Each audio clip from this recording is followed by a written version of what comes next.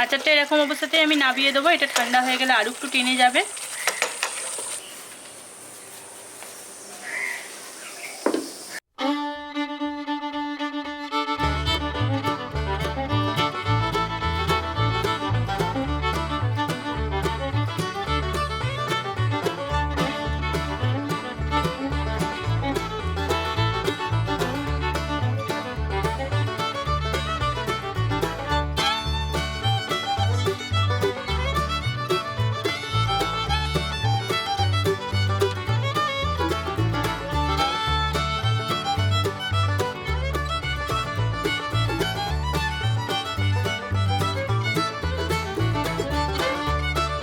Hello friends, আমি শ্বেতা। আজকে আবার আপনাদের সামনে চলে এসেছি। আশা করছি সবাই খুব ভালো আছেন।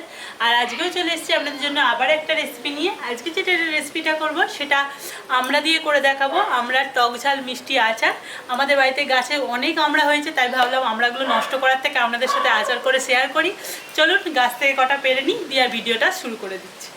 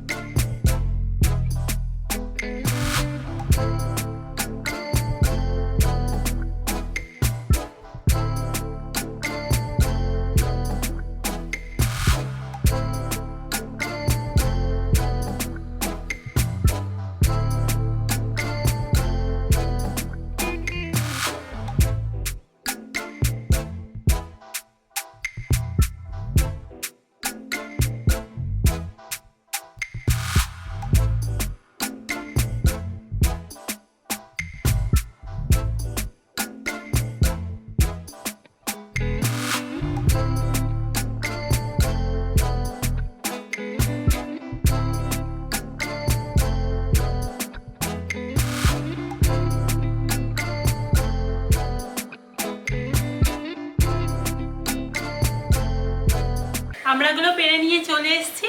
এবার আমড়াগুলো আমি ছাড়িয়ে নিচ্ছি, ছাড়িয়ে ধুয়ে পরিষ্কার করে নিচ্ছি, তারপরে রান্নার ওখানে চলে যাচ্ছি। এখানে আমড়াগুলো আমি ছাড়িয়ে নিয়েছি, ছাড়িয়ে ভালো করে পরিষ্কার করে ধুয়ে নিয়েছি। দেখুন এখানে জলটা একদমই শুকিয়ে গেছে আমড়ার ওপরে।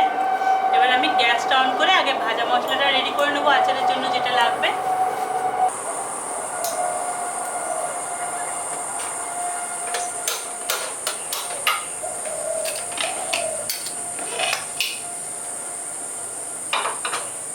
কড়াইটা গরম করে নিয়েছি। এবার ভাজা মশলার জন্য আমি দিয়ে দিচ্ছি সবার প্রথমে এখানে 3টে শুকনো লঙ্কা নিয়ে নিয়েছি, এটা দিয়ে দিচ্ছি।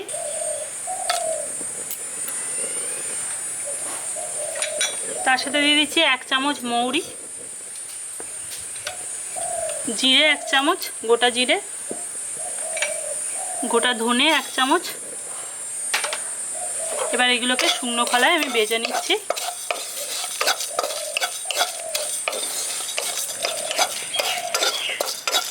হালকা একটু ভেজে নেবেন, যখন সুন্দর গন্ধ এসে যাবে আর কালারগুলো চেঞ্জ হয়ে যাবে গোটা মশলার। এখানে গোটা মশলাগুলো ভাজা হয়ে গেছে, আমি গ্যাসটা অফ করে দিলাম। এবার এটাকে হালকা একটু ঠান্ডা করে নিয়ে আমি এগুলোকে গুঁড়ো করে নিচ্ছি।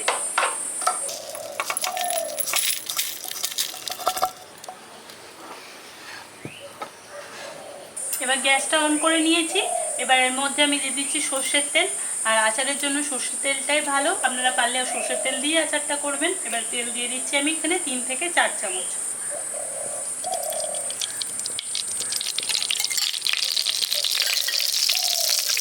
তেলটা দিয়ে তেলটা গরম হয়ে গেছে। এবার এতে দিয়ে দিচ্ছি একটা শুকনো লঙ্কা আর 1 চামচ 5 ফোড়ন।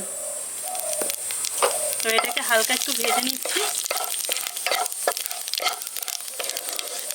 এবার এর মধ্যে আমি দিয়ে দিচ্ছি আমড়াগুলো।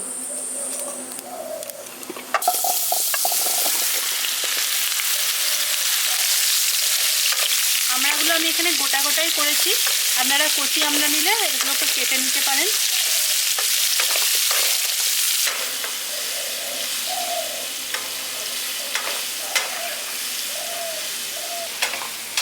আমড়াগুলোকে তেলের সাথে দিয়ে হালকা একটু ভেজে নিয়েছি, নাড়াচাড়া করে নিয়েছি।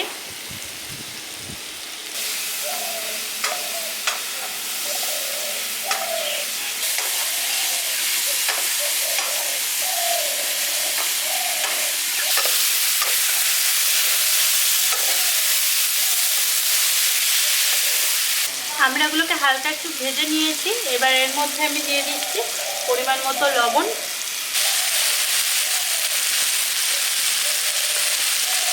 তার সাথে দিয়ে দিচ্ছি সামান্য একটু হলুদ গুঁড়ো, আর দিয়ে দিচ্ছি একটু কাশ্মীরি লঙ্কার গুঁড়ো যাতে কালারটা ভালো আসে আচারে। ভালো করে এবার মিশিয়ে নিচ্ছি।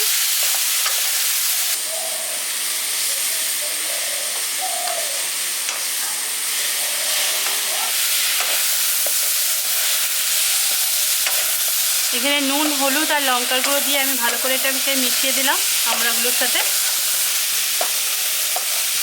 এবার এর মধ্যে আমি জল দিয়ে দিচ্ছি পরিমাণ মতো, আমড়াগুলো সেদ্ধ হওয়া পর্যন্ত।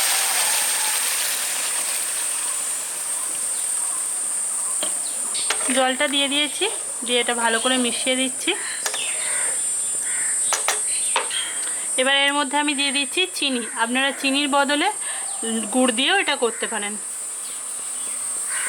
আমি এখানে 1 কাপ চিনি দিয়ে দিলাম। চিনিটা দিয়ে মিশিয়ে দিয়েছি ভালো করে। এবার ঢাকনা চাপা দিয়ে আমড়াগুলো সেদ্ধ হতে দিচ্ছি।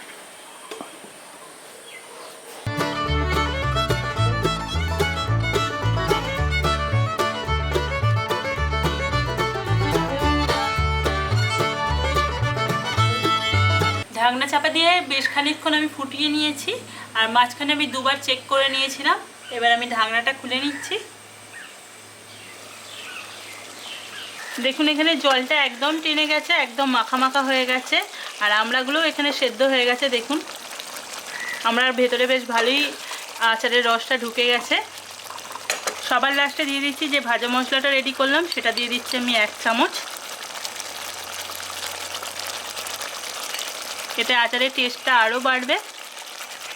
ভাজা মশলাটা দিয়ে একবার মিশিয়ে দিচ্ছি।